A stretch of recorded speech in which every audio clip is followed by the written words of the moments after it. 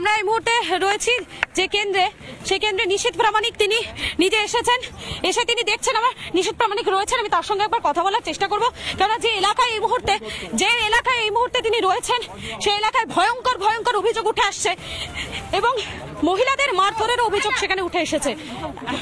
আমি আমি আমি নিশীথ প্রামাণিক রয়েছেন, আমি তার সঙ্গে একবার কথা বলে নেওয়ার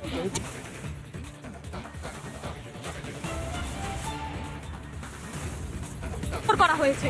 কি বলবেন? মেরে গাল কেটে দেওয়া হয়েছে। দেখুন, এটা তৃণমূল কংগ্রেসের কালচার, এটা তৃণমূল কংগ্রেসের সংস্কার।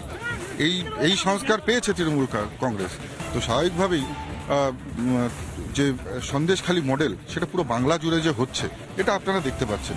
এবং সবচাইতে বড় আমি বলবো যে কথাটা, সেটা এবারে নির্বাচনে বাংলার মাতৃশক্তি জেগে উঠেছে এবং তারা প্রতিরোধ করে তুলেছে। কিছুক্ষণ আগে আমরা দেখেছি যে সেখানে উদয়ন গুহ ছাপ্পা ভোট করাতে গিয়েছিল, সেখানে কিন্তু মহিলাদের দ্বারা উনি ঘেরাও হয়েছিল। তো স্বাভাবিকভাবেই এখন তৃণমূল কংগ্রেসের নেতারা যেখানে যাবে, মায়েরা মাতৃশক্তিরা ত্রিস্তর বলয় তৈরি করে তাদেরকে ঘেরাও করবে। একেবারে আমরা এই মুহূর্তে কোচবিহারের নাটাবাড়ি কেন্দ্র, সেখানে আমরা রয়েছি এবং সেখান থেকে নিশীথ প্রামাণিকের থেকে আমরা হিন্টটা নিয়ে নিলাম যে এই কোচবিহারে ঠিক কিভাবে ভোট প্রক্রিয়াটা চলছে এবং আমরা যে ছবিটা দেখিয়েছি আপনাদেরকে, শেষ বেলায় এসে উত্তপ্ত হয়ে উঠেছে এই কোচবিহার।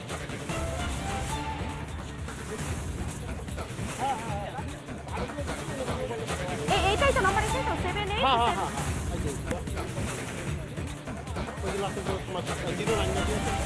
78 আমাকে বলে তৃণমূলকে খেলায়, তৃণমূলকে ভোট নেই। চাকু দিয়ে মেরে গাল কেটে দেওয়া হয়েছে, রক্ত বেরিয়ে যাচ্ছে তার। তিনি নিশীথ